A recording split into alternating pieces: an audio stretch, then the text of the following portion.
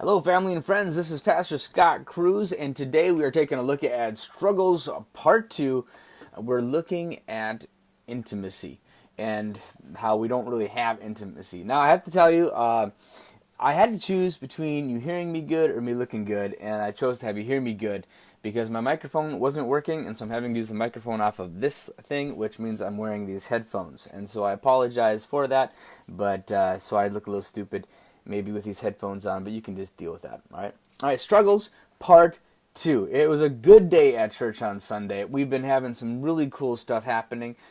I got to have coffee with somebody on Sunday that had not gone to church before, has been coming to church for a couple of months, is excited about God. God is doing incredible things in their lives. And I tell you, that's why we are having church, is because God is just so, so good. So, we are taking a look at struggles, and we'll see if they'll let us play our video today. YouTube doesn't like it, the background music on the video. I have rights to play the video, but apparently YouTube got mad at the background audio. But take a minute with me and let's pray. Would you say, Jesus, help me to be what you want me to be, do what you want me to do, because people without you go to hell. And following Jesus in a selfie-centered world, indeed. Last week we looked at contentment. Never before has a people had so much, but wanted so much more. And this week we're taking a look at intimacy. Next week is really going to be fun because we're going to look at authenticity. And it's kind of ironic that we live in a culture that values authenticity so very much, yet we're able to only present the best part of ourselves online and only let people see that little bit of us. And so it's quite a paradox that authenticity is valued, but authenticity gets kind of lost in the shuffle with everything else. But today we're looking at intimacy, okay? Intimacy. Now, as you know, and as I've told you before, that we embrace social media at The Rock. We use Facebook extensively. I've noticed that if I get off Facebook for a little while, I gotta be kind of careful because I inevitably will miss something that was important. Something happened in somebody's life, and an opportunity to reach out and touch somebody and love on them. And I tell you that sometimes that's exactly what we need. And we live in a culture and a technology that we have greater opportunity to love each other than ever before. More instant, widespread. We can see what's happening in people's lives and we can respond to them more but with technology obviously comes temptation. That's what we're going to talk about a little bit, but I just want to share, I think technology is really fantastic way for us to interact with each other. My wife and I, we kind of do virtual flirting sometimes. We'll text back and forth and, you know, little hellos and stuff. And this last week we went through some difficult things. Long story, but our dog had to go back to the breeder and is going to be put down, and it was complicated and issues.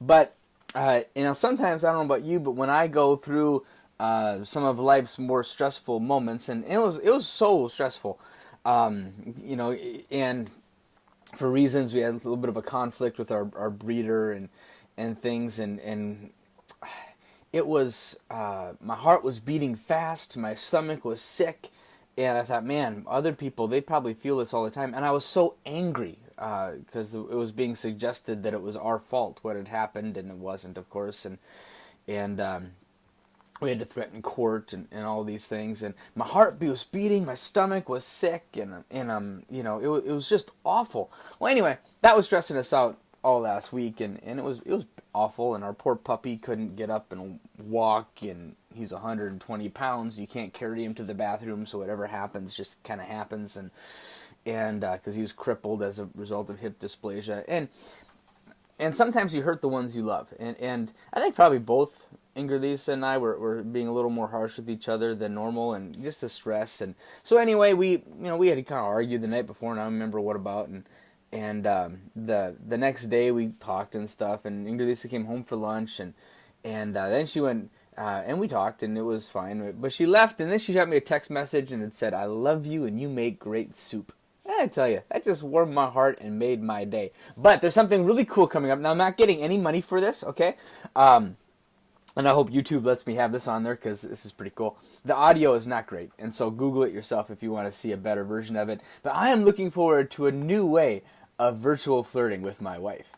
And with digital touch, we've developed an entirely new way for you to connect intimately with others. You can get someone's attention with a gentle tap.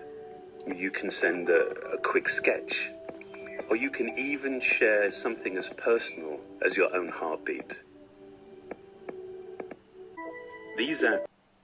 So there we have it. So, now, you can have too much technology in your relationships, okay? Have you ever been at a restaurant and there's a group of teenage girls and they're all sitting there and they're like, why did you guys get together? You know, you're just all stinking on your phones anyway, and they're all, you know.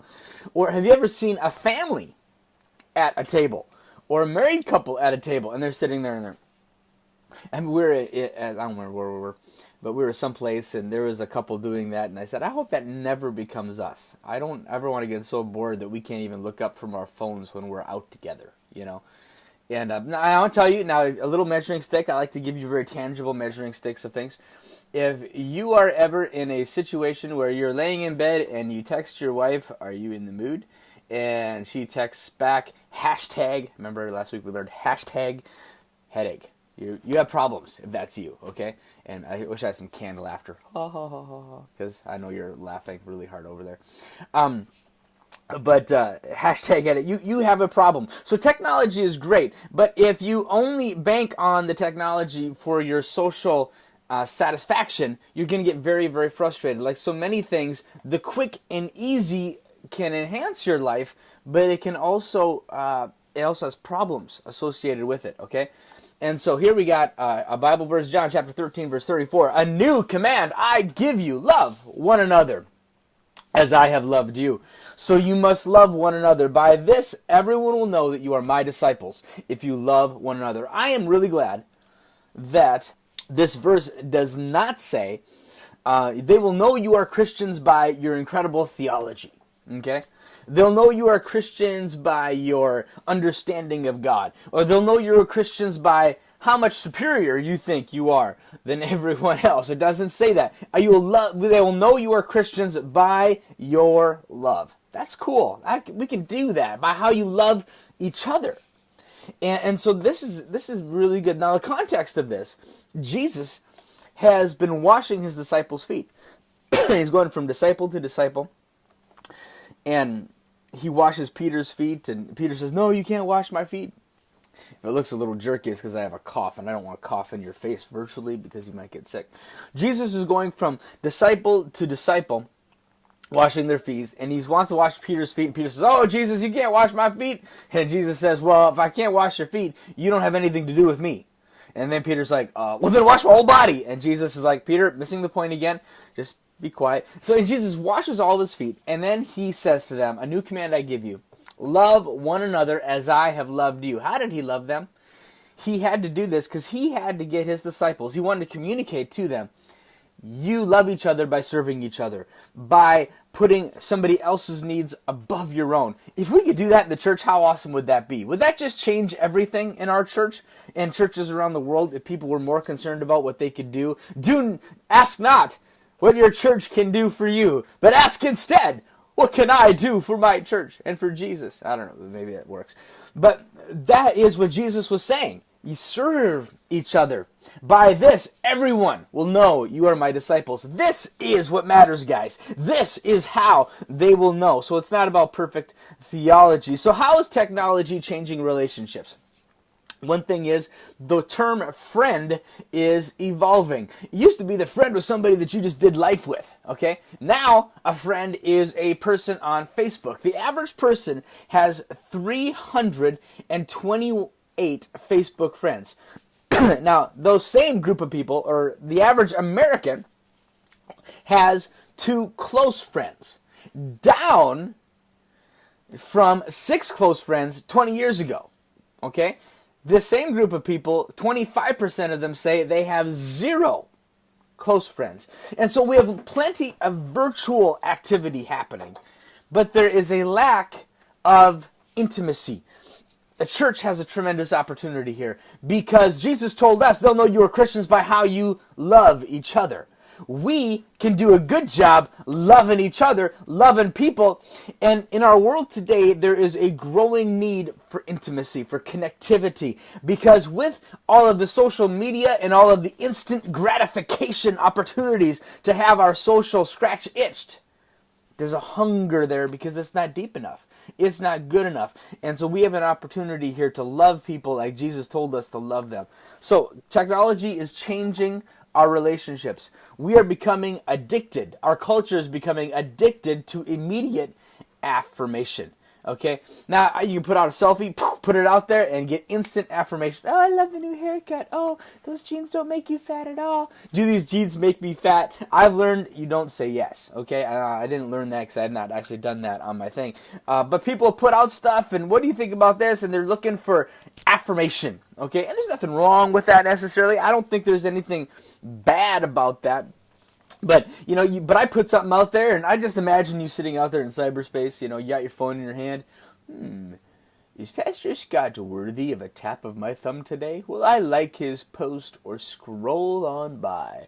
And you scroll on by, you dirty rat. No. And so, but we're looking for that tap. We're looking for that person to say, I like you today, okay? Why didn't she like me? Why did I only get 20 likes on this? And this other person over there, remember last week we talked about envy? This other person over there, she puts out like, this is the weather, and she gets all these likes, So we want to get connected, but we're connected, but it's shallow.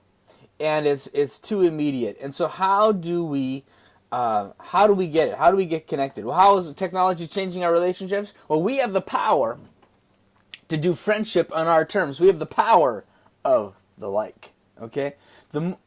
People are saying the more we use social media, the more we wish we had closer friends in our lives. And I think part of that is because, I don't know about you, does it look like all your friends on Facebook have more and better friends than you do? Okay? I don't know. And I have wonderful friends. I love our church, my family. They're absolutely the best. But I think that there's a perception of that. Oh, they're getting together and nobody wants to be with me. And don't worry, I'm good. But it's we get this idea that we have the power to do friendship on our terms. If I bug you, you can just scroll on by. You can click like. You don't have to click like. If I really irritate you, you can unfollow. You don't have to unfriend me because then I know about it. I'd be like, hey, they're not my friend anymore. And then it's really bad. I'm like, what did I do? But if you can unfollow me and I don't even know you unfollowed me, that means you just don't see my stupid jokes anymore out there. I love doing these jokes. The best. Well, I offended so many people. I did this thing. It was everybody, you got to pray. I got a call, and Ingrid was in a terrible accident, and she was coming home bringing my lunch. I'm so hungry. And people, and they, I don't know if they don't read the whole thing, or they get to the end and they realize it and they got mad at me. But anyway, that's just, the more people got mad at me, the funnier I thought it was, which maybe says something about me. I don't know. Let us think of ways to motivate one another to acts of love and good works. And let us not neglect in commenting on each other's statuses. Oh wait, that's not what it says. Let us not neglect our meeting together, as some people do, but we need to encourage one another. So it's not about gathering in posts. Where two or three are gathered together. Now, presence is powerful, okay? The presence of God that came to planet Earth, Jesus Christ came, Emmanuel, God with us, to reach out and grab you because he loved you and he wants to be with you forever and ever.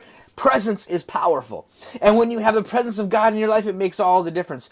Presence is power with your relationships as well. I've heard people say, hey, I can go to church and not be a Christian. I mean, I can go to church, and yeah, you can't do that, actually. You can't go to church and not be a Christian. But they'll say, I don't have to go to church to be a Christian. And I want to tell you, that is true. There's nothing in the Bible that says you have to go to church to be a Christian. But this verse and others, you cannot, you will not be the Christian that God intends you to be unless you come to church, unless you fellowship with other Christians. Let me paint it a little bit more. There is heaven and there is hell. That's why we say every week, Jesus help me, because people go to hell. All of this is because there's an eternity. Okay? I'd probably have another job if there was no such thing as eternity in hell. I love my job, but I'm motivated because there's an eternity coming up on us, and we want as many people to be ready for it as possible. If you fail to be the Christian God needs you to be, see, you can go home and you can just kind of go in your cocoon, and you'll die. You might go to heaven, but I'll tell you what, and this is what drives me, okay?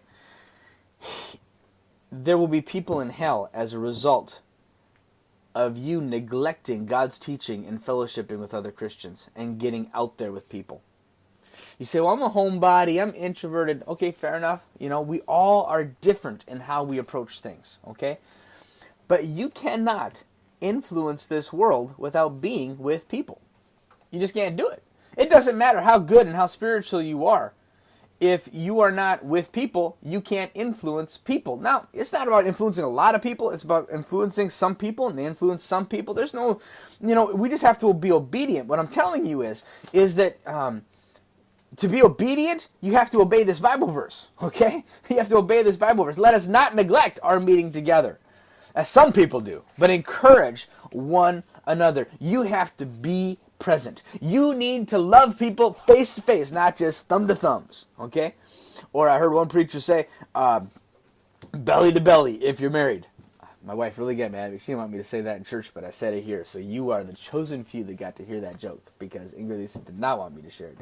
And I did tell her I was going to. She gave me permission, and then I kind of forgot. But anyway, you got it. So belly to belly if you're married, okay? So be present in your situations. Don't just pretend to love others, but really love them. Love each other with genuine affection and take delight in honoring each other. When God's people are in need, be ready to help them. Now, that's very different than what we looked at last week, envying people, okay? So, friendship is messy, okay? Friendship is messy, and I think that's why we're a little scared of it sometimes. We live in a culture where you can unfriend somebody with a flick of a finger. But there's two kinds of people in this world that can do nothing wrong, according to my dad. And that's family and neighbors, because they're both your family and neighbors no matter what. And relationships are sloppy. If you come to church long enough, I will offend you. And I'll tell you how I'll offend you. Some of my bad habits that I do. Sometimes I'm not present enough. I'll be in a conversation at church, and my head is going 10 different directions, and there's things going on. And I'm not making eye contact, and I'm not really listening to this person. And rightfully so, I'm like, yeah, okay. And I'm looking around, I'm not making eye contact, and that person's there like, yeah, I'm like the least important thing in your life right now, And I'll tell you, I don't want to do that way. I don't want to be that guy. I want to be locked in. Dear children, let's not merely say that we love each other, but let's show it by the truth of our actions. Don't just tell people you're thinking of them, and tell them, hey, I'm praying for you, but here's something. Actually pray with them.